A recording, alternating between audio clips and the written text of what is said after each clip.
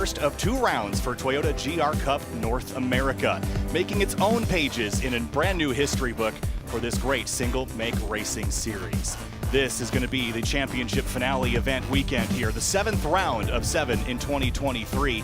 And with dramas from yesterday's makeup race from the Nashville event, plenty of storylines to follow alongside the great racing we have here this weekend. I'm Kyle Hireby, joined by DJ Clark here at Indianapolis Motor Speedway on the 2.4-mile, 14-turn road course. This racetrack has been here for over a century, and of course, today we're going to write some new pages in that history book I mentioned prior. DJ, welcome aboard.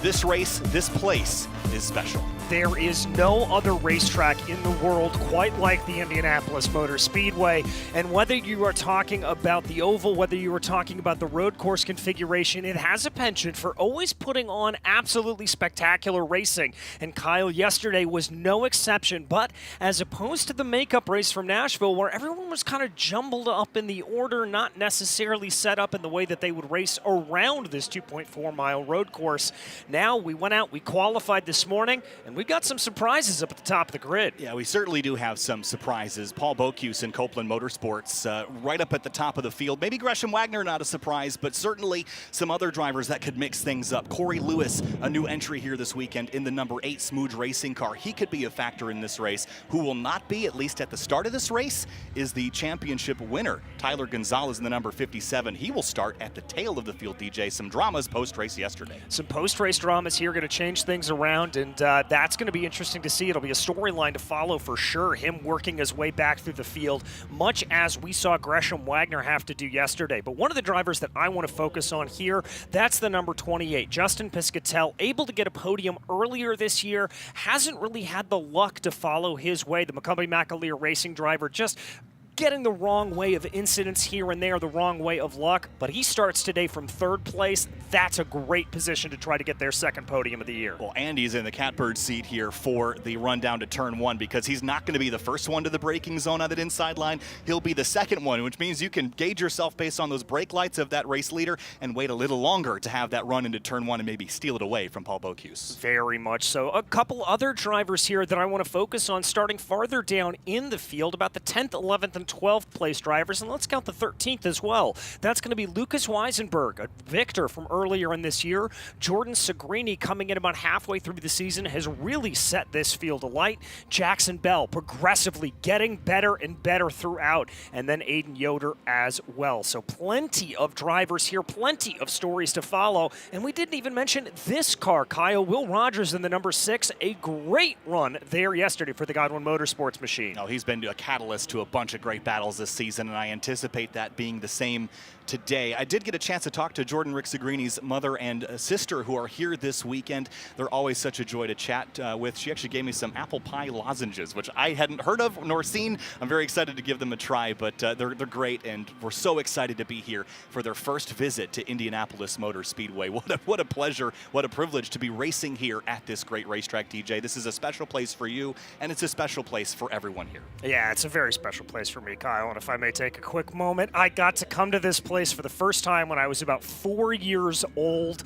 This has always been my happy place, and to be able to call a race here for such a great series like the Toyota GR Cup North America series, to be able to do it with you, it really is a dream come true, and so thank you for being along with the ride for me here as we get going. Another good qualifying effort, though, there from Tommy McCarthy. Tommy, another one of those drivers that has just had some rotten luck over the course of this year, but maybe here in these final 2 rounds, Tommy will be able to turn things around a little bit. Yeah, certainly. And I think also yesterday we had a lot of chaos in the Nashville makeup race because the conditions were kind of awkward. It was slippery and slidey out there. It was early morning. There was a lot of dew and dampness on the racetrack. The off-track areas in particular with the grass and the gravel, very slippery or sticky depending on which one you were in. Today, things are a little more conventional. I think we're going to have more grip, and that means more raciness up towards the front of the field in particular. We saw the kind of packs get spread out a bit. it, I think it's going to be bigger packs closer to the front today. I think they will as well. Yeah, we saw that breakaway with about 3-4 cars up at the front. That was really all we were able to see, and that kind of breaks from the convention that we've seen, where we'll normally see a pack of about 6 cars or so up near the front of the field, and seeing them work their way up and have that battle. Also, want to give a big shout out there, Blue, the Colts mascot, the Indianapolis Colts, going to be waving the flag here, it looks like, to get things going. Blue, welcome to the race. We're happy to have you here for SRO Motorsports Group America. I was wondering if we were going to address that before we got to the green flag, but what a sight to behold here. It's a sports town for sure. as we get set to go racing here for 45 minutes. And of course, with the championship fight pretty much done, with Tyler Gonzalez already clinching that championship, we can just really focus on the battle for the win, right? At this point, you're just adding to your win total. For Gonzalez, of course, he had that win stripped yesterday because of a technical infraction, so he goes back down to his total of 7 wins post-Sebring. He's got the opportunity to win 2 more, but he's going to have to start from the tail of the field. So who else can steal a win? Gresham Wagner certainly could. Bocuse is due for one. So is Piscatell, and Kohlbecker still has one I think he'd like to complete. Yeah, we could see a little bit of the ringer here. Corey Lewis, the GT3 driver, maybe he's going to be one to do it. I'll again bring up Will Rogers, as well as any of those drivers starting around 10th to 13th. Lucas Weisenberg, Jordan Segrini, Jackson Bell, Aiden Yoder.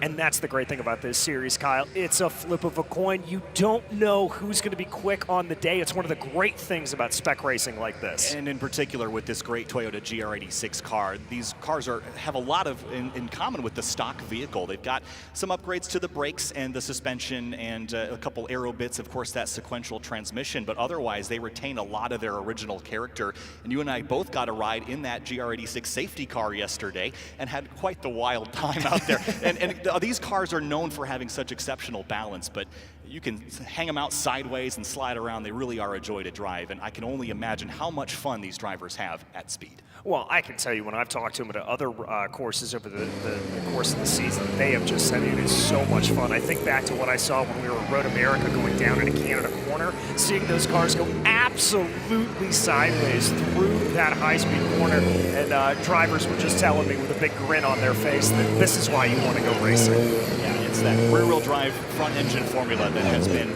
so popular for so many years, and this relatively new sports car platform has, especially with the enthusiast market, has been an absolute blast to be a part of and to watch. So cars rolling off for their one pace lap here. They'll get those Continental tires ready to grip, and they'll need it down at turn 1 when you slow all the way down to first gear for that first turn. Yeah, the other thing they're going to need to do on this lap is, I can tell you, as I was actually just down on the pit lane for the TC America powered by Skip Barber Racing Series, it's a little chilly out there, so you're going to need to make sure that those tires are up to temperature. Tony Breidinger here looks like she's maybe having a pit lane start. Not sure what's happening there to her. Checking the tires on the right side of the car. I think for her to roll off here at this point, she's going to get going there on that Nitro Motorsports number 70. So everything's okay there with Tony, but that looks like it's going to be a start from the back of the field. Well, they're rolling through the chicane now through turns 5 and 6. This is basically flat out in these cars. We saw drivers do it 3 wide yesterday, so I guess they have to one-up it this morning. Maybe we'll see 4 and 5 wide down into turn 1, as we saw yesterday for a moment. It is a frantic first lap, as it has been really at every track we've been to this season here. But Paul Bocuse, let's talk about him for a second. You mentioned it in the pre-race. We'll get the starting lineup here in just a moment. But Paul Bocuse on that pole position. We'll see if he can wrap up what he tried to start at Sebring, which was grab that victory. Gresham Wagner on the outside of the front row, DJ. Yeah, Justin Piscatell going to be starting off in 3rd with Spike Kohlbecker flanking him, the winner from previous in this year. Will Rogers, a driver we mentioned a couple times, as well as the GT3 ace Corey Lewis, starting off in 6th. Tyler Wettengill in the number 80 will start off in 7th. Then it's owner and driver Tommy McCarthy in 8th. Austin Dodge and Lucas Weisenberg round out your top 10. And starting in row 6 and 11th place is Jordan Segrini in the number 18 for BSI Racing. Jackson Bell starts 12th in the number 2. Then it's Aiden Yoder from Precision Racing LA. Drake Kemper from Copeland Motorsports in 14th. 15th place, Kanan O'Connell in the number 98. And Michael Garcia will start in 16th in the number 7 machine. Then it's Mia Lovell for Smooge Racing in the 68. Adam Eisman starts 18th in the number 69 car. Derek Jones starts 19th in the 44, and Mark Pombo 20th in the number 10. Then it's Farron Davis and Stephen Clements in row 11. Moving back, Giovanni Ruggiero and Joey DeSilva will start off 23rd and 24th. 25th, Alex Garcia. Tony Breidinger was due to start 26th. Then Spencer Schmidt and Ruben Iglesias Jr., James Klimas, Leveretsky, and Tyler Gonzalez to round out your 31 car our field. As here comes Paul Bocuse out of turn 14, bringing this field of GR86 Cup cars into the VP acceleration zone. Blue has the flag in his hands as there goes the green, and we are racing here at Indianapolis. It's a pretty good start there for Paul Bocuse, going to be able to get a jump on the field as it looks like there's a little bit of almost 4 wide there, working their way down into the corner. That's going to be Kohlbecker taking a look around the outside. Bocuse trying to defend as Gresham Wagner tries to sweep around the outside and gets the move done. Oh, so many cars in so small of a space, but so far so good. We're singling out now as we roll through turn number 2. Stephen Clemens and Mia Lovell side by side behind them. A little bit of dirt kicked up as Kohlbecker still on the outside of Bocuse, but Gresham Wagner has stolen the lead away, and now it's a battle for third between Rogers and Kohlbecker into the chicane. Who's going to give? And talk about a start there for Rogers. He's going to skip the chicane there. He's going to have to give up any advantage that he will have gained from Spike Kohlbecker, and I think that's exactly what he's done. We're still about 2 wide through the field. Ooh, almost banging doors there between Kohlbecker and Rogers. And McCarthy will have to stay defensive here on Wettingel, who's getting a shove from Lucas Weisenberg down home and way into turn 7. It all comes to a head here as they turn on into a very tight turn at the end of the long straight. One car, I think that was Jordan Segrini, dropping tires at the exit of 7, but they filter through now, DJ, towards turn 10. Good run here for Justin Piscatell. That's going to move him up a little bit of action farther back in the field there as they try to filter their way on through, as it looks like Lucas Weisenberg trying to make a little bit of a move here on Drake Kemper. Yeah, there's Kanan O'Connell to the on the outside of the number 10 of Mark Pombo there. That was very dicey. Mia Lovell going to try to size them up on the run into turn 12. Weisenberg on the outside of Kemper. Turn 12, that inside curb, if you jump that, it just shoots you straight. We saw that be a challenge a couple of times yesterday, but Kemper slings the outside as they come around to complete the first lap, DJ. Yeah, and that's going to be right there. Wettingel, Weisenberg really duking it out, trying to be able to get themselves sorted. I also saw Stephen Clemens a little farther back in the field, going side by side, farther up at the front of the field here, though. We've still got more side by side action. Good run for Spike Kohlbecker. Everybody slicing and dicing here at this point. I don't know how long it's been, but it looks like there that Lucas Weisenberg and Drake Kemper have been side by side for about 8 corners, as have Rogers and Kohlbecker up at the front. Yeah, and here comes Corey Lewis in the number 8 in Davacar to the inside. He wants a part of this. This is a battle now for third place. Kohlbecker's wrestled it away from Rogers, but Corey Lewis, and right behind him, Justin Piscatell. He got shuffled back 3 spots on the opening lap. He wants those 3 spots back. Yeah, he wants it back here at this point, but keep an eye here on Rogers. Good run through 5 and 6. He's going to tuck up behind the number 55 of Spike Kohlbecker for third place. Try to see if he's going to be able to get a little bit of a tow here going down home and way. Not going to be able to do it. McCarthy, though, under pressure here from Jackson Bell. McCarthy moves back to the racing line as it looks like for the first time in about a lap and a half, the field's relatively single file. Yeah, and Michael Garcia, big lunge up the inside of one of the RVA Graphics Motorsports cars. And there's a look at your championship winner, Tyler Gonzalez. That was a start from the rear because that technical infraction from yesterday that stripped him of the win and his starting position today. And it's going to be a long weekend for him wrestling from the back here. Now, he will get a chance to re-qualify for Sunday's race, and that will give him a new lease on life. But this one is going to be tough. Yeah, it's going to be a little bit tough there. Here comes a move for the number 24 machine. Looking to the inside, Giovanni Ruggiero trying to make a move on Stephen Clemens. But I don't know if that's going to play itself out. But Ruggiero very good on the binders down into turn 12, but just not quite enough to make that move stick.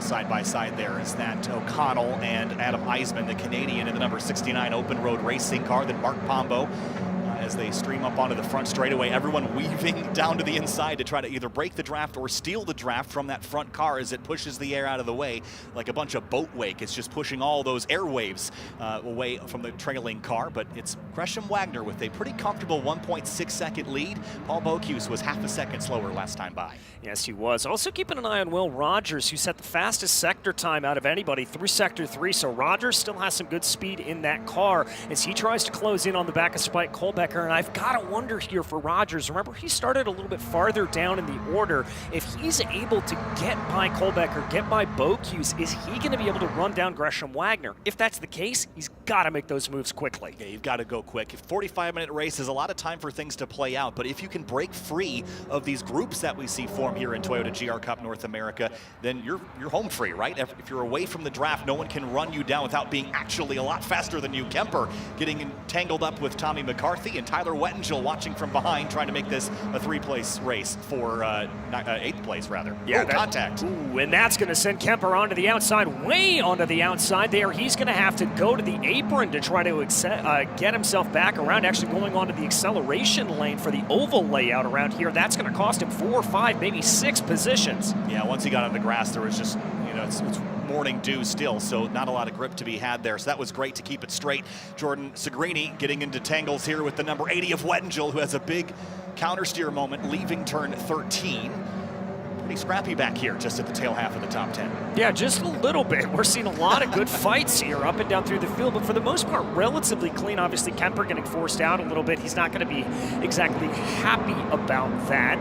But here as that battle starts to come on in here at this point. This is the battle for about 10th place. Is Kohlbecker now up at the front of the field. It looks like he's been able to get by Bocuse. Rogers still sits in 4th, but I think Bocuse may have made a little bit of a mistake coming through 13 and 14. Yeah, had a bit of a lateral slide. Here comes Rogers up the inside into turn 4, and he'll split the difference between the blue and red cars. Puts the Godwin Motorsports machine back into position behind Spike Kohlbecker, and just behind them is that Corey Lewis machine again, with so much GT racing experience, hopping in this GR86 car here for the weekend. What a fun time this has to be for him to drive one of these great machines. Yeah, it's got to be an absolute blast, and really good move there by Rogers. That was absolutely fantastic. Turn 4, not normally an overtaking zone. You've got a lot of lateral load going through the car, so it can be a little bit difficult to get it set. Oh, but we've got an absolute gaggle here going on farther back in the field. Yeah, there's Tommy McCarthy on the outside of Jordan Segrini, and then Aiden Yoder and Lucas Weisenberg. They're side by side. I think, is that the 31 of Austin Dodge? Indeed it is, in the RVA Graphics Motorsports by Speed Syndicate car.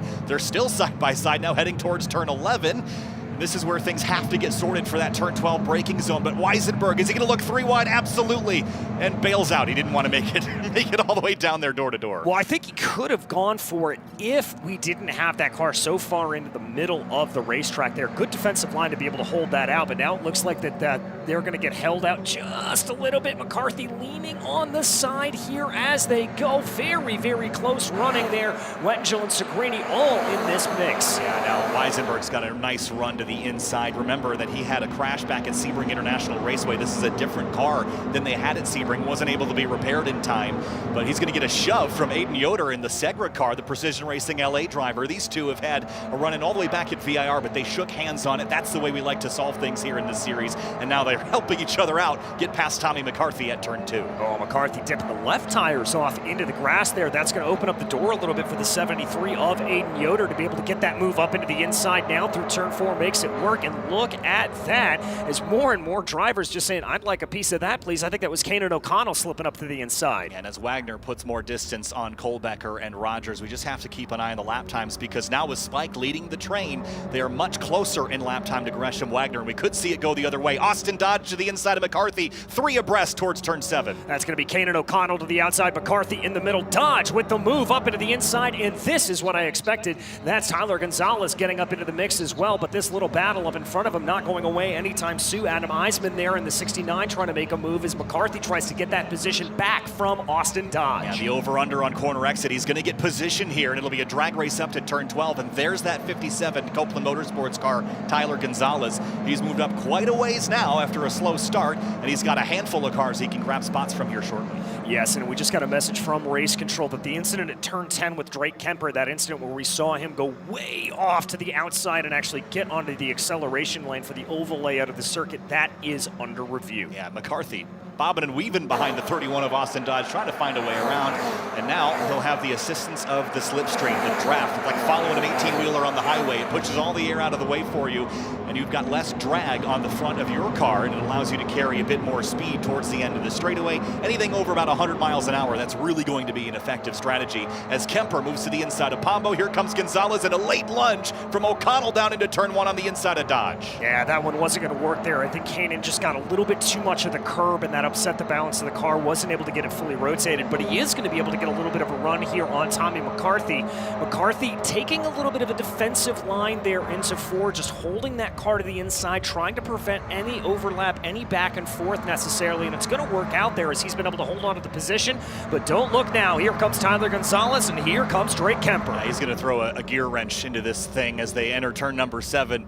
This battle has been fierce, but you throw Tyler Gonzalez into this mix, and he is coming forward with a vengeance. And in the background, here comes Mia Level. Big plunge on the brakes to the inside of Garcia down at turn 7. That's very tight. Still side by side, a little dust kicked up as they filter into 8. And that's going to be Jones trying to make a look there, not able to get it to play, but now Lovell's going to be trying to attack here on Alex Garcia. Fantastic racing, really up and down the field, as now we focus on Tyler Gonzalez, working his way behind Adam Eisman here at the moment, working through 14. Great drone footage here from our production team. Really gives you the scope of just how far these drivers are running, as there goes Gonzalez down to the inside, got the move done. Wanted some open road, so he put it behind him. That's Adam Eisman in the 69 that he puts in the rearview mirror. As Kemper now looks to the inside, little touch there from right front to left rear on the 69 car is McCarthy and Dodge. This battle has been electric as they enter the front straightaway here over the yard of bricks, side by side, deeper in the field. What a battle we're watching. Yeah, this is absolutely spectacular. Austin Dodge down to the inside. That's going to be him holding that line as much as possible,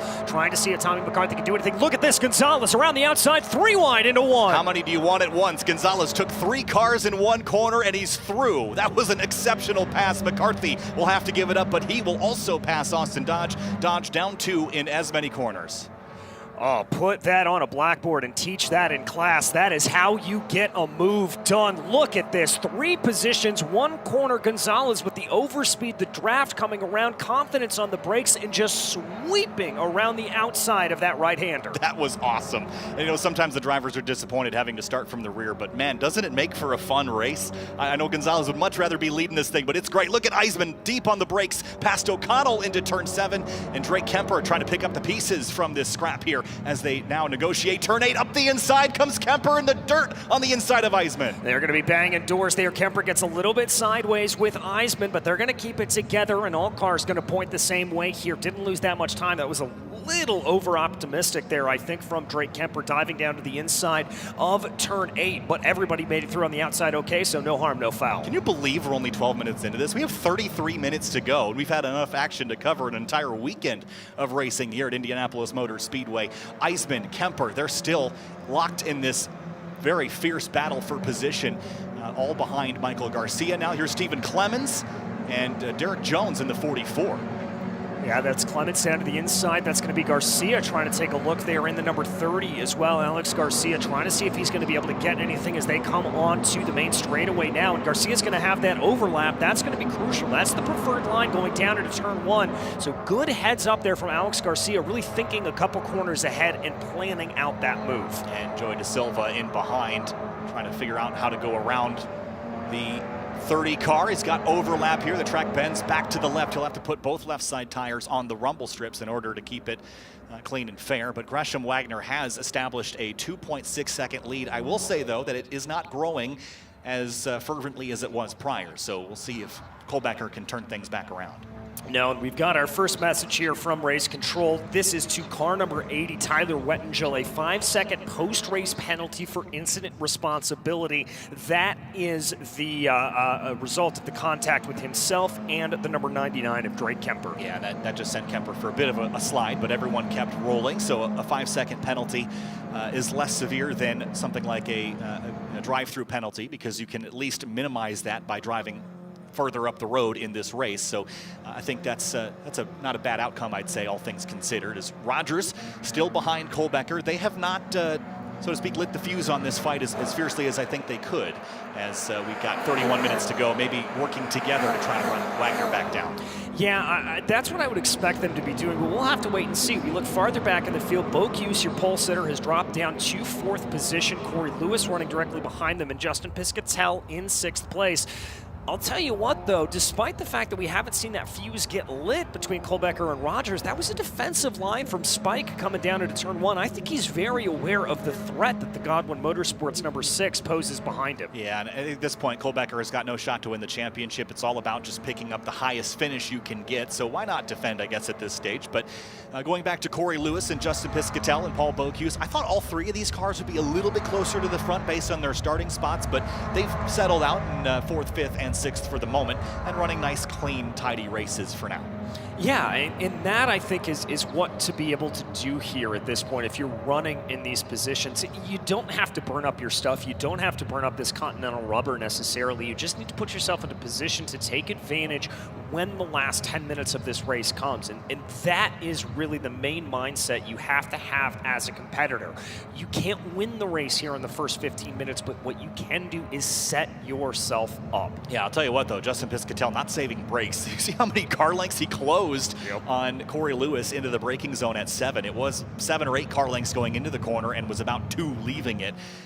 Using that Bosch ABS to its full ability on the run down Holman Way. So 30 minutes to go now. Wagner, Kohlbecker, Rogers, Bocuse, and Lewis, your top 5. And even the mid-pack battles have kind of fallen down to just embers for now, waiting for a restoke here in the last half hour, and at least a moment to breathe after that very exciting first 15 minutes. Yeah, so it's going to calm down here for the moment, but rest assured this is going to fire up and get very, very interesting as things run. Now, what is going to be interesting is Gresham Wagner and Spike Kohlbecker, but we've got a little bit of a battle as here comes Corey Lewis trying to make that move on the number 71 of Paul Bocuse. Oh, he's got overlap, but just on the inside of the 71 Copeland Motorsports car, and Corey's got a long day here racing in the Indianapolis 8-hour later this afternoon, so he's got work to do in the afternoon, but right now his mission, past this Copeland Motorsports 71.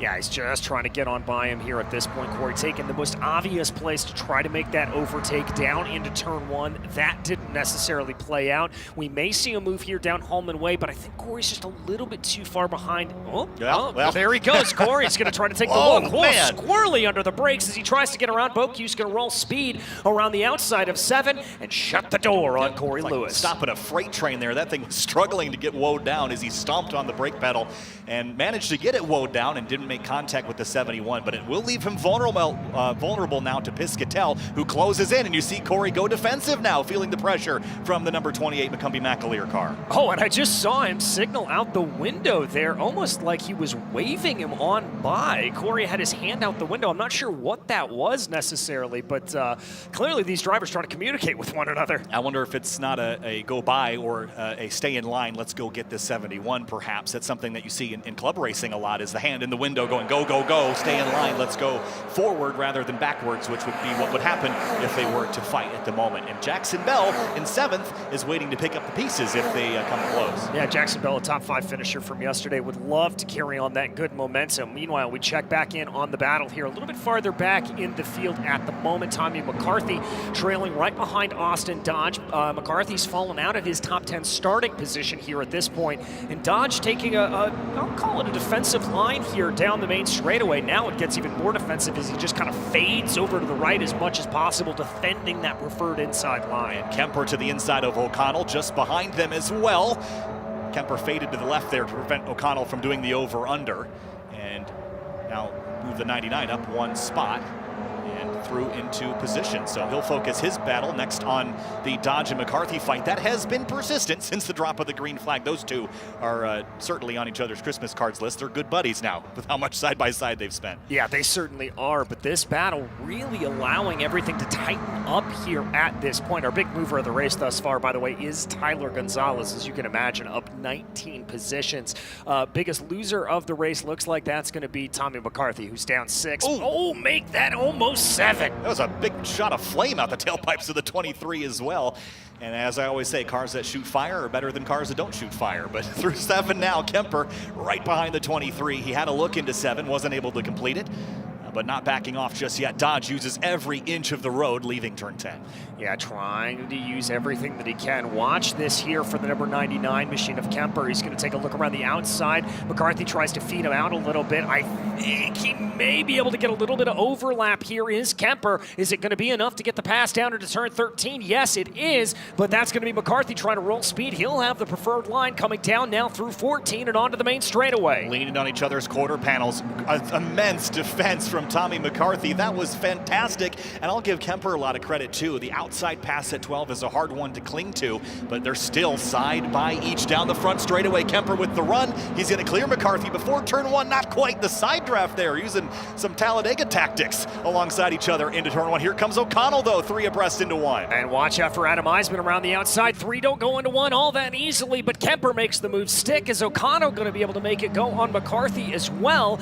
Yes, he is, and now Adam Eisman says, I'd like some more of that, please, as Tommy McCarthy may end up losing 3 positions in the course of about that many corners. Man, it's like a bunch of hungry hyenas. They'll just pounce on you if you're not looking, and through 5 and 6 now. McCarthy down a couple of spots, and Mia Lovell is just behind this battle. She's 18th now. Would love a top 15 run on her mission this season in the Smooge Racing camp, but there was 7 cars in a line here on the run to turn 7, and Stephen Clemens just behind her, so still lots to sort out here in the final 25 minutes.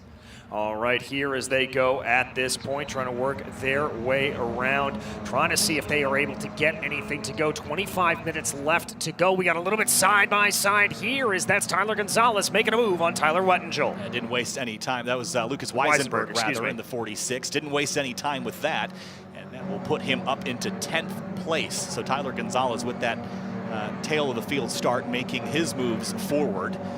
By the way, we should mention we've still got a long ways to go, and Kohlbecker has slightly snuck back up on Gresham Wagner. It was 2.9, now it's 2.6. He's going to need more than that, absolutely, but the gap is smaller than it was a couple of laps ago.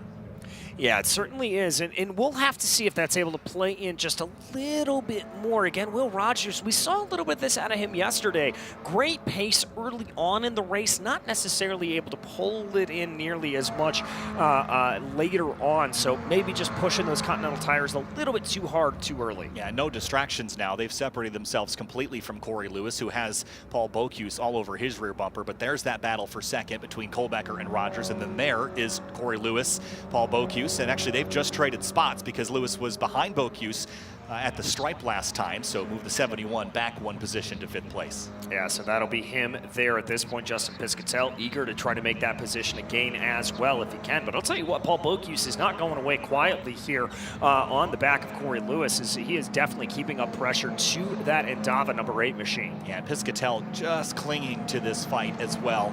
And he was all over the heels of Corey Lewis earlier when he was attempting to pass Bocuse, so I don't think he's going to leave this group. He'll be a part of it for a while, and so is Jackson Bell, just slightly closing in on them last time by 2/10 quicker in that number 2 from Precision Racing LA. Yeah, just 2/10 quicker here, and we've seen the pace out of Jackson Bell this entire season. You know, we really talked about how in the beginning of the season he looked a little bit off, not really comfortable in the car, but he's just steadily improved race after race after race, and it's been a very, very impressive run for the young Californian. Definitely something to watch on as we continue on, not only in the last 2 races of this season, but indeed into next season. He is a driver to watch out for. 8th place battle between Jordan Segrini and Tyler Wettingel into turn 1. Rick Segrini, again, an outstanding talent, a 2nd place at Sebring in race number 1. That was a phenomenal drive for him, and another top 10 run looking like that right now, at least, as we go back to the battle between Corey Lewis, Paul Bocuse, and Justin Piscatell. This is for 4th. This is for 4th right now as Bocuse tries to regain that position over Corey Lewis, but the gap about 2 or 3 car lengths as they work down home and away. Not necessarily seeing an overtake coming at this point. Meanwhile, at the back of this, Tyler Gonzalez has worked his way up to 10th place at the moment, and he's got eyes on Tyler Wettingel up ahead of him. Yeah, his progress isn't going to stop. Last time by, he was the fastest car on the racetrack by half a second, so no surprises there as he continues his charge towards the front of the field in the 57 Copeland Motorsports car. Corey Lewis and Paul Bocuse. This has been an exceptional battle here in the Toyota GR Cup North America Series. This fourth place fight far from over as we close in. We're just past halfway now with 22 minutes to go. Yeah, just over halfway. Plenty of time left to still play here for these drivers. You know, I've got to say, Kyle, I'm a little bit surprised that Corey Lewis hasn't really scampered away from Paul Bocuse here at this point. I really thought Corey was being held up a little bit, and I've got to give credit to Bocuse for keeping up this pace. I think part of that is helped by the fact that he's feeling the pressure from behind from Justin Piscatell from Macumbi McAleer Racing, but nevertheless, very, very good running here for that Copeland Motorsports driver. Yeah, this says a lot about the quality of the field. Of course, Corey Lewis is an accomplished GT racing driver, and to step into this field here this weekend and for him not to be an overdog is really impressive. It just goes to show you how competitive Toyota GR Cup North America has been this season, including this battle. Jordan Rixagrini, Tyler Wettingel, and Tyler Gonzalez. This is going to be a very interesting one for 8th place. Yeah, this is going to be a little bit spicy, as we would like to say, as it looks like Gonzalez is going to try to send that move down to the inside there on Wettingel. Again, these drivers making passes into turn 4, not what I was expecting when I woke up this morning. No, and you mentioned earlier, it's such a flat corner, right? You've got so much lateral load on your tires and no camber to help the car rotate, so you really have to kind of beat the car into submission through that corner, and it's especially so in this rear-wheel drive platform. You can kind of kick it out, steer it with the throttle, and that's what these drivers have been doing, especially leaving the slower corners. Just watch the little flat slides. They're leaning on the balance of the GR86 to propel themselves forward. It's got to be so much fun to pilot one of these cars at this track. Oh, it's absolutely fantastic. I can imagine Gonzalez very, very aggressive with the curbing coming through turn 10. As now he's going to set himself up to the inside on Jordan Segrini, working their way through 11 right now, and he's already clear. Move Tyler Gonzalez up, and we've got a big battle here going on forward. Mia Lovell and Tommy McCarthy. Yeah, Mia Lovell moving forward. McCarthy not willing to give it up just yet. It's going to swing to the left, swing to the right, turns in for 10, and just behind them, that was, I think, Michael Garcia and Stephen Clemens, and right behind him, that is Ruggiero in the number 24 Mobil 1 machine. So this is going to be quickly a 4-horse race for about 17th place. Look at the move from Lovell on McCarthy, deep on the binders into turn number 12. They're side by side. Oh, that was an absolutely gorgeous crossover. McCarthy gets into the side there of Lovell. The two make contact, but they're both able to carry on here. Good heads up for both drivers to be able to keep that pointed the right way. Yeah, quick hands by McCarthy. He got turned hard, and he pulled that wheel back to the left quickly enough that he didn't spin off the bumper of Mia Lovell as they came together, both trying to set up for turn 13. Now a big defensive move down the front straightaway, staying into the right. Lovell moves to the left. They're side by side, drag racing down the front stretch here at IMS. Good heads up there for Lovell to use a little bit of that side draft. Once again, Stephen Clements tries to take a little bit of an advantage here. Oh, as Lovell misses the corner. Yeah, she'll have to take the long way around here, the escape route at the exit of turn 1. She just didn't get slowed down enough and opted to bail rather than run into the side of her competitors. That was a smart move there, but she's going to lose some spots. She's going to lose some spots, but again, good heads up from Mia. Rather than getting into side-to-side car contact there, just deciding to go straight ahead. But this battle's still definitely going to be very, very aggressive here at this point. Michael Garcia trying to now hold off an attack from the number 24 machine of Giovanni Ruggiero. I thought Garcia was going to have a little bit of a run on Stephen Clements, but didn't get that chicane through 5 and 6 just right. Yeah, so they were going down into turn 1 3 wide. They've all bailed out and single filed again, but they're just kind of reshuffling the deck here to go one more time down the front stretch. Big lateral slide for the 7 of Garcia, the 24 Ruggiero. It's been actually a really nice first weekend for him here in Toyota GR Cup North America. Got all the bumpers and fenders on it. That's step 1, and moving forward is step 2, and that's what he's doing right now. Yeah, that's exactly what he's doing here at this point, and with a really good aplomb here. Jackson Bell, the only driver that we're seeing at the moment, setting personal best sector time, so he continues to close down in on what could be another top 5 position for him here before the end of the day. But look at this. There is that number 24 machine looking pretty aggressive in the back. That's Ruggiero trying to make that move on Garcia. Yeah, just behind them, Derek Jones, Mark Pombo as well. So back up onto the front straightaway with 17 minutes and 40 seconds to go. Just a quick update on your leader. It's 3 seconds from Wagner back to Kohlbecker. And there's a look at it down the Holman Way straightaway here. It's Wagner, Kohlbecker 3 seconds back, then 6/10 back is Will Rogers, and then it's Corey Lewis, Bocuse, Piscatell, and Jackson Bell. And there is Tyler Gonzalez, now 8th place. Could he get a top 5 or even potentially a podium out of this, DJ? There's still plenty of time for Gonzalez, and he still is the fastest car on track. Yeah, he still is the fastest car on the track. I think a top 5 not out of the cards here. I think a podium may be a little bit beyond reach for Tyler, but nevertheless, we'll have to see how he's able to do it. If anybody can do it, it's, well, the 2 drivers that we've seen do it here this week, Gresham Wagner and Tyler Gonzalez. And that would be a statement, right, with the technical infraction yesterday stripping him of the win. If he could drive from all the way from 31st to 4th or 5th, that would show you that he really does have pace, and no one was doubting that, that's for sure. But locked up the championship already, and his only mission now is to win the rest of the weekend. There's Jackson Bell in the number 2 Precision Racing LA car. Brown ability on that car, blue and orange colors.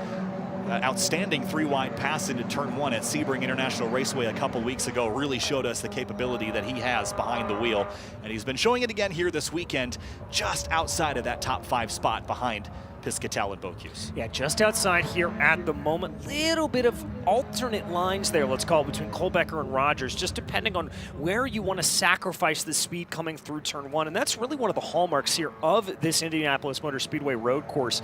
We've talked about it yesterday during the Nashville makeup race, Kyle, but the sections of the track that just kind of flow back onto one another, that go this way and that way and this way and that way, it sets it up for those interesting overtaking opportunities, but it also means you have to make a conscious decision of where you want to sacrifice time and where you want to gain it. There's so many switchbacks here, so anytime that you make a maneuver to put yourself offline to make a pass, you're sacrificing something. You don't just get to gain everywhere. So if you break later into turn 1, you're going to lose through the first sector. If you break later into 7, you're going to lose through 8, 9, and 10. Or if you set up just for the exit, you're going to compromise these tight corner entries where everyone's on the limit of the binders. So it's a challenging racetrack in many ways, even though on paper it looks relatively flat and simple. It is not. It is very technical, and we've seen drivers at the limits here this weekend. Yeah, we certainly have, pushing those limits as much as possible. Wagner, as you said a little bit earlier, extending the gap. It's now about 3 seconds, so nothing really to focus in on. Oh, but this is a good run here from Will Rogers at the moment. Rogers going to get a really, really good blast of speed down the main straightaway. And at what point do you give up on Wagner and just start battling for second? At some point, Rogers is going to say, okay, there's no way we're going to catch him, and we're going to do battle. And Kohlbecker looks like he's already gone to that strategy. He's going to go defensive into 1. Here comes Rogers, sweeps to the left, down into the braking zone for 1. He's going to go to the left, not able to get it done here at this point. Looking for a little bit of a crossover is Will Rogers, but well defended there for Spike Kohlbecker, just planting that car in the middle of the track, not letting Rogers be able to get that car where he wants it. Rogers now takes a little bit of a later apex coming through 4, trying to maximize the speed down home and way. I thought he might try that inside at turn 4 move, but that's something he's been saving for desperation, I think. That's really a risky move to make, and it opens you up for the possibility of a collision. So if we get to the end of this race and he's still not by, I'll bet you turn 4 is where he gets it done. Otherwise, he'll try it in a more conventional place like turn 1 or turn 7. But Kohlbecker is on his back foot right now. Yeah, Spike definitely having to play more defense than he is offense here as they continue to run. The gap maintaining about 3 seconds between Wagner and Kohlbecker, so they're not losing time here for that. Let's see what they are able to do. Here comes Rogers out of turn 10, now down through turn 11. The gap at about 2-3 car lengths as they work their way through. Not really close enough to be able to make a move. Yeah, I'm trying to figure out where Rogers is gaining on Kohlbecker, because he's been a little quicker the last time around. 139.8 was actually almost half a second quicker than your leader, Gresham Wagner. So he's finding speed somewhere, but that last sector didn't seem to be it. Turn 1, turn 3, turn 4, that's really where Rogers has been exceptional this race. Yeah, really and truly has. I think that's his sweet spot there as they go. By the way, a couple of drivers are setting personal bests here. Will Rogers, not altogether surprising, as he, not this lap, but the previous lap to that, was able to put a personal best down to get close. Also, Justin Piscatell putting down some good laps, and he's putting some massive pressure here to the back of Paul Bocuse. Yeah, Corey Lewis has put some distance back to Bocuse, so now the 71 is falling into the clutches of that McCumbee-McAleer Racing car, the orange 28 of Piscatell. And this is a top 5 position that they're battling for here, so it's going to get fierce before it won't. The final 13 minutes of this. Yeah, here as they continue to go at the moment. Piscatell taking a look down to the inside there of Paul Bocuse going through turn 4. Again, I think that's a move that we're going to see displayed more and more here in the final 12 minutes as drivers get a little bit more aggressive. Jackson Bell has been catching on to the back of this battle, but now Jackson's got to be turning around looking in his rearview mirror because guess who's behind him? That is your champion-elect, Tyler Gonzalez, and it looks like he's going to chuck that car down to the inside. Jackson not really going to fight him, probably the better call. Yeah, didn't have to look back there for too long. Gonzalez didn't spend a lot of time back there, so through goes the 57 into 7th place, and the gear wrench car continues to work his way forward up towards a top 5 position. The next group is 2 cars. It's Piscatell and Bocuse. That would put him in the top 5. And then he'd have to get up to Corey Lewis, which is about a second up the road. So he's running out of laps, running out of minutes to get the job done for a podium. I don't think that's realistic, but top 5 absolutely is. Yeah, I think that's definitely possible here at this point as Piscatell continues to look onto the back here, just trying to put some pressure on, trying to see if he's able to get anything here as they go. Not going to get it here at the moment. They fly out of turn 14. Piscatell just holding in behind.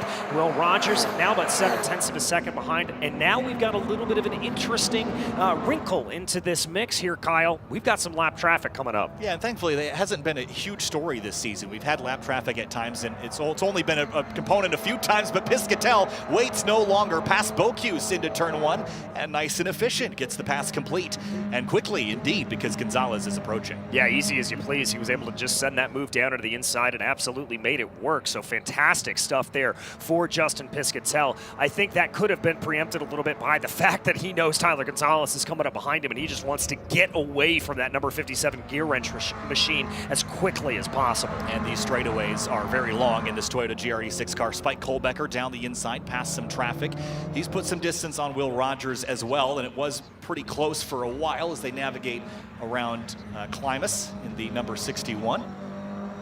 But with 10 minutes and 30 seconds to go, Kohlbecker has quickly found himself in a bit of a no man's land. And I don't think he'd be upset with second place as no man's land here. I think he'd rather be leading by a bunch, but second by a bunch isn't so bad either. Piscatell, Bocuse, and Gonzalez, though, nose to tail here. And this battle for 5th is going to get very, very interesting. Yeah, it's going to get very, very interesting indeed. This 3-way battle here at this point. Everybody trying to sort themselves out a little bit. Gonzalez closing in. I almost thought he was going to have a little bit of a look on him there into turn 12, but that didn't play. And I think the driver who could stand to benefit the most from all of this is Jackson Bell. Jackson's only about 7/10 of a second behind. If these 3 really start to scrap, Jackson could get himself up into the top 5. Yeah, and I think he's hoping that it takes Gonzalez a few laps to get this pass done. I don't know that it will. He's got so much speed, but here comes Bocuse again to driver's left down the front straightaway. Piscatell chases him over to the concrete wall, and here comes Gonzalez, 3 across into turn 1. Later on the brakes, here comes Gonzalez, 2 for 1 again. 2 for 1 again. Brilliant stuff there from Tyler, being able to make that work and just recognizing it. And if you notice there, he kind of just showed his nose, went down to the inside, and it looked like Piscatell and Bocuse just kind of backed out of it. They got scared by that car coming up the middle, and that's exactly what you want to have as an aggressive driver. Yeah, 3 wide into 1 only really works if you expect one of you guys to take the grass on corner exit. It doesn't work very well, so the 57 now is in the top 5 after a pretty fierce fight there through the field. And here comes Bocuse again on Piscatell. Not done trying for it. Late on the brakes, leaning on the ABS once more. Climbs the curb at 7, but not able to complete the pass this time through. He summited that curve there at that point. I mean, he was all up and over it. And contact there. Bocuse right into the back of Piscatell. Message sent. I'm here. That was a big clout to the rear bumper of Piscatell. Here comes Jackson Bell. 3 wide through 10. That's not going to work. Rubbing mirrors together, and Bell goes by both of them. Talk about brilliant heads up from Jackson Bell up to the inside of turns 10 and 11. Just absolutely chucked that Precision Racing LA number 2 machine up to the inside, and now he is going to be looking at a top 6. Yeah, Bocuse uprooted the number 28, and then Jackson Bell just planted himself right down the inside at 12. So through goes the 2. Precision Racing LA up to now 6th place. And that's James Klimas that they're going to go by right now at the moment. That is a lapped car. Great story about James, by the way. He is a disabled driver, really only has use of his one hand. So a custom-built car there for James, and great to see him out on the track and being able to compete here. But here comes Piscatell back to the inside of Jackson Bell. He overshoots the corner just a little bit. Bell goes goes for the over-under, but is he going to lose 2 positions there as Bocuse tries to look up the inside? That was actually really well done there by Piscatell. Overshot the corner for sure, but was able to defend on the exit. Bocuse tried to go to the inside of Bell, but Jackson got back to throttle just in time. It's going to be a chase down the back straightaway here, Holman Way. Just 7 minutes and 30 seconds remain in this event. Yeah, not a whole lot of time left here at this point, as now Bocuse is going to try to take a little bit of a look. And look how much Tyler Gonzalez has just scampered away on this field. My goodness gracious. He is gone. He is bye-bye as Bell really late on the brakes coming down into 7. Oh, he's going to have to kick it out sideways to cling to it. He will. Well done by Jackson Bell, and he's through again. And Piscatell and Bocuse will lose a spot to that Precision Racing LA car this time. Is it final? I don't think so. Piscatell got a really nice run out of 10. If he can set him up for 12 or even down the front straightaway again, we're not done reshuffling the deck. No, we're certainly not. And this, again, the battle for 6th place as up ahead of them, Tyler Gonzalez continues to run off into the distance, trying to close down on Corey Lewis. Will Rogers and Spike Kolbecker kind of in their own zip code up ahead. And then Gresham Wagner has lost a little bit of time back to Spike Kolbecker, down to about 2.4 seconds, but he still has command of the field. Yeah, not even in draft distance just yet. Once you get within 7 or 8 tenths of a second, then that draft will really be effective. But Spike's got a ways to go and only 6 minutes to get there. So we'll see. It's not over till it's over. We've known that in racing for a very long time. But weaving down the front stretch is Jackson Bell, Piscatell, and Paul Bocuse as they try to break the draft and follow in the draft, depending on which part of the line you're in. Yeah, exactly. Piscatell defending down to the inside there. It looks like Bell going to hold off any attack there. So that's one less lap he has to worry about. Bocuse had a little bit of a half-hearted look on Piscatell coming through turn 2, but not able to make it stick. So they're just going to stick in line here at this point. Yeah, Piscatell was on defense into 4. That might leave him vulnerable on corner exit. That shallow line into such a flat corner will cost you speed on exit. And Bocuse is going to throttle up. I don't know that he's close enough to have a run this time, but he's certainly trying. Yeah, he's certainly trying here at this point. The gap about 2 car lengths in between Bocuse and Piscatell. Not going to think that Bocuse is going to poke his nose to the inside. No, a little bit of a half-hearted jink to the inside. Maybe just seeing if he could scare that number 28 off the line a little bit. Just been so impressed with how late these drivers have been able to jump on the brakes here. They just seem so confident in their ABS. They seem so confident in the tires to slow them down. Every time I think that you can't outbrake somebody, I see someone do it from 5 car lengths further back. It's just really impressive. So even though there's a couple car lengths between these cars, I would not count that out as a possibility here when we get to the final lap or 2. No, I certainly would not as well, as Bell is going to continue to lead this little battle. Gresham Wagner responding, building that gap up to about 2.6 seconds at the last time of asking. Your top 3 remaining to be Wagner, Kolbecker, and Rogers. Now call it 2.7 seconds, the gap between first and second. Yeah, so the battle we've been watching between Bell, Piscatell, and Bocuse onto the front stretch again. And just for reference, as they come across the start-finish line, it's about 5 car lengths here. We'll see how much Piscatell can make up by the time they get to turn 1. That is the advantage of the draft. They left turn 12 and 13 pretty much the same, but it's down to a car length by the time they get to turn 1. That's the advantage of the slipstream there in this Toyota GR Cup North America Series. Yeah, exactly. The slipstream, very, very powerful. And one of the advantages here of running cars such as this is because there's not a lot of aerodynamic aid on the car, you're really able to just take full advantage of the draft and not have to worry about any of that aero wash coming back to bite you. Yeah, you're leaning almost entirely on mechanical grip in the slow stuff. There is a rear wing, there is a front splitter assembly of some kind, but it's not necessarily going to stick you to the road infinitely. You still got to lean on those Continental tires and the balance of the chassis. It's a very well-balanced machine, but it's a driver's car, certainly. And Piscatell and Jackson Bell have been showing us that today. They've been really aggressive with the steering, with the pedal inputs, trying to do battle here for 6th place. Yeah, they're just trying to hold on to it to the best of their abilities. Mike Kolbecker, by the way, just set a personal best through Sector 1, so maybe still some speed there to be gained in the number 55 machine. Ooh, Jackson Bell dipping a tire off into the grass there on the exit of turn 10.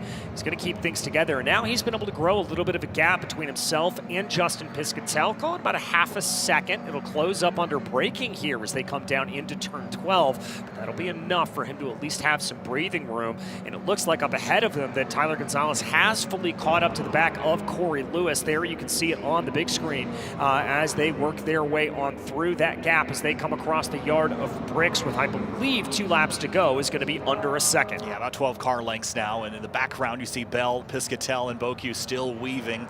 And I think Bocuse is going to have a run here into turn 1. Piscatell trying to pick which line he wants. He's moving a lot there. You don't want to draw the ire of the stewards by moving left and right too many times, but into turn 1, almost had overlap on Jackson Bell. Yeah, almost went for that move on Jackson, and that just goes to show you that point you were making earlier, Kyle, about how late you can brake going down into the corners. So very important. As now Piscatell, though, I think may have overshot, may have overplayed his hand a little bit, as Bocuse now looks to be the one on the attack. Yeah, this is going to be the battle here. I think Bell is just quick enough to scamper away from this 2-car tango for 7th place. Piscatell and Bocuse, it's been an aggressive brawl between these two, but they've kept defenders out of each other so far, and I hope that'll be the same way to the end of this race. But down into 7, the other thing we should notice is that Piscatell's passenger side mirror, as they have been so many times this season, folded up, so he won't have any passenger side visibility beyond what he's got in the rearview mirror. No, he's just going to have to look out of that rearview mirror here at this point. But here's that other battle that we talked about just up ahead on the road. Tyler Gonzalez. Oh, that's a car spun around. That's the number 44 machine there of Derek Jones. Yeah, Derek Jones loops it around, and he'll get back. Well, I thought he was going to get back rolling pretty quickly. Mia Lovell to the inside. This is down at turn 1. Lovell was fully alongside, and on exit, did they come together here? Yeah, the 44 just slipped, and around he went. Just got a little bit sideways and just couldn't catch it in time. Good avoidance there by the RVA Graphics by Speed Syndicate car, DJ, to take care of it. Yeah, good heads up as the white flag is in the air. White flag in the air. And here it's now never time for Tyler Gonzalez. This is going to get a little bit spicy coming down into turn 1. Lewis tried to squeeze him all the way to the barriers. That didn't work. Gonzalez muscling his way on by. They're rubbing doors. Big contact. Yeah, side by side. Didn't leave him quite enough space there, so the 8 fought back. They're muscling, wrestling for position here for 4th place on the final lap of this race. Gonzalez clears Corey Lewis with a little bit of vengeance through turn number 4.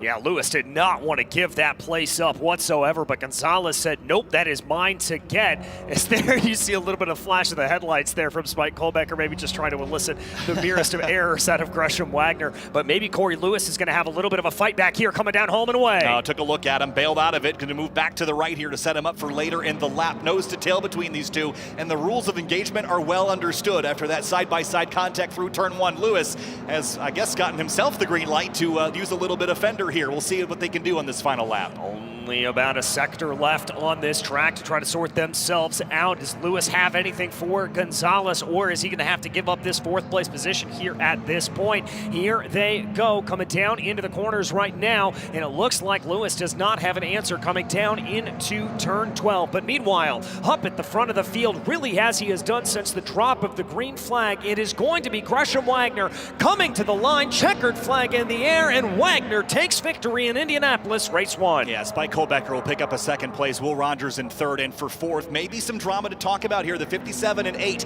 they will come across the line 4th and 5th, but they did complete that pass in a local yellow zone at turn 1 because of that spun out car. That might flip the order of those results despite their intense battle here.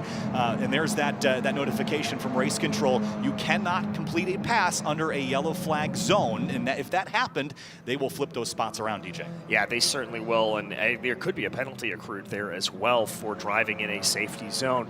A little bit of a battle here between Eisman and Garcia coming down through the last couple of corners. One car coming into pit lane. That battle's going to subside as that's Garcia dipping a tire off into the grass. Looks like up ahead of them, that's going to be Tommy McCarthy. He's going to hold on to 16th place as they cross over the line. Eisman will be 17th, and Michael Garcia in 18th. Yeah, so as the rest of the field comes across the stripe now, there's Drake Kemper that will come across as well. Mia Lovell late in the race there. So again, that contact at, well, there wasn't really contact at turn 1. The 44 just kind of spun on his own, but that's the topic of discussion now after Wagner has picked up another race win here this season. That 4th place battle, will there be a penalty coming for that pass under yellow if it is deemed to be so? So congratulations to Gresham Wagner and Tech Sport Racing. This is a nice rebound for Gresham. I don't think he was super satisfied with Sebring International Raceway. Was running up front, just never had a shot at the win. And today, he got it done. Yeah, got it done today there as Tyler Gonzalez comes on by and gives him a big thumbs up out the window. It looks like we're going to take a look at the replay here. So there's the yellow, the top right of the screen, and into turn one. So yeah, so this yellow zone is covered until the next waving green flag. So if Gonzalez completes this pass in this zone, and he does, that would be a penalty, DJ. So that yellow flag covers from where the flag is to the next corner station that is displaying a green. There's the car off to the left. Yep. That next corner station is at the entry to 3. Yeah, it looked like there that he was not ahead when they crossed the plane of the flag, and that is going to be the language more than likely the race control will be looking at when assessing whether or not to take that position away or indeed whether to give a penalty in that situation. Yeah, basically you draw an invisible line from where the corner station is laterally across the road, and if he was not ahead there, that was a pass under yellow. But we'll see how they determine it, DJ, and hopefully for the 57's case, they go the other way, but it might not be the case. As they roll down onto pit lane, though, what an exceptional race in the midfield especially. Some amazing scraps and battles we got to witness. I mean, one of these days, the Toyota GR Cup North America Series is going to put on a bad race. We have yet to see it here at this point because every single one of these races has been absolutely superb for all of these drivers. It has been great stuff to see, whether you are talking about the battles up for the lead of the race or battles farther back down in the field. It is always thrilling side-by-side action. Yeah, lots of over-unders and setting up passes, slipstreaming and dives on the brakes into turn 1 and 7 and 12. And even 4, we saw some drivers get alongside there in a place you typically wouldn't try to make a pass. So it has just been a blast to be part of this. We've only got one race left on the season, DJ. That's probably the most disappointing news of all after such an exceptional time in Toyota GR Cup North America this year. Yeah, exactly. I am sad that we are not going to have this racing here for a couple of months in the off season. But there, as we get live pictures at your race winner, Gresham Wagner, coming on out there, the Tech Sport Racing driver, climbing up on top of the car, giving the big #1 signs all the way around. Claps from the team as they go. As there's a big hug from everybody. Gresham getting ready to take off his helmet here, and we'll be ready to talk to them in just a few moments' time when that is all ready to go. And we're actually going to go down to them with Amanda Busick. Well, as you guys always say, there's winning and then there is winning at Indianapolis. And Gresham, I just want to go back to your venture here today. Kind of an easy stroll around the 14 turns here at IMS. Was there a moment on track today that you felt particularly challenged? I mean, just staying consistent. You know, I had a gap out there, you know, after the first few minutes, but, you know, it might look easy, but you still can't relax or anything. You can't make any mistakes. And Spike was right there on the pace.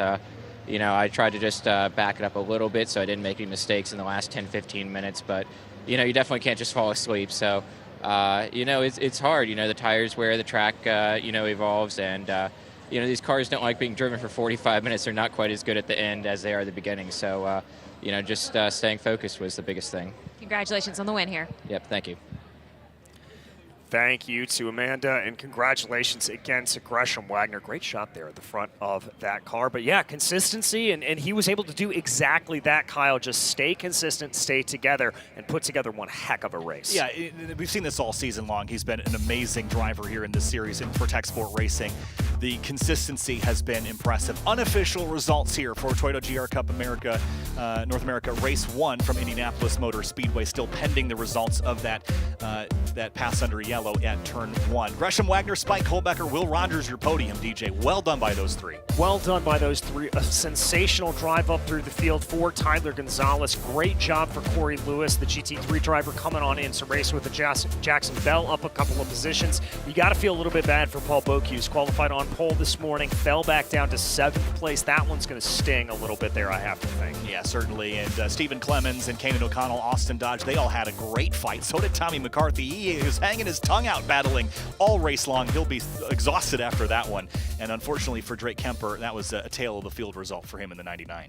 Yeah, it certainly was. as we're going to take a look here at some of the highlights of this race. A pretty much picture-perfect start there. It looked like Bob Lokius was going to get a good jump on the field, be able to hold out ahead, but before you could say go, Gresham Wagner did what he does best, jumped his way up to the front of the field, and was able to take a gap. And what a great start, by the way. 30 cars at turn 1 in Indianapolis. Everybody got out facing the same direction. The 99 and Tyler Wettengel get together here, sends the 99 for a ride through the grass. And again, that was contact that forced him towards the tail of the field. Yeah, and that was a penalty there given to the car number 80. Tommy McCarthy seemed like he was involved in battles every single time we looked at him, but that move, 3 cars around the outside for Tyler Gonzalez, that to me is the move of the race. Yeah, Piscatell and Bocuse, they had an exceptional scrap back and forth so many times. And the 71 gave the 28 a shot, but look at Jackson Bell. What is it with him in 3 wide passes? He has been phenomenal this season. Yeah, he really has. He has just been able to put that car exactly where he wants it, and then this was the pass. Now that we understand, under review for a pass under a local yellow condition, but a very, very scrappy battle there between Gonzalez and Corey Lewis. And then, of course, Gresham Wagner coming around the final corner here to take victory by about 2.1 seconds. Yeah, satisfying way to tail off the end of the season for Gresham Wagner, DJ. Yeah, absolutely incredible way to be able to wrap this season. We have still we still have one more race yet to go. That will be tomorrow. But on behalf of myself, DJ Clark, as well as Kyle Heyer, it's been a pleasure to bring you the racing action here today, and we'll see you tomorrow.